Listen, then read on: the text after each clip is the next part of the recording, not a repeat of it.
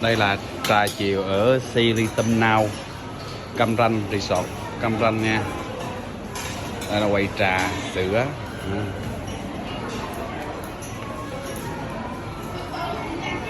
Đây là bánh phồng, bánh bắp, trứng hấp, cơm chiên, viên bánh mì, thả ra anh đẩy đi nè con.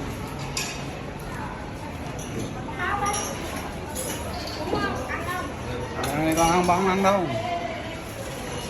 Là sữa hả? Đúng rồi.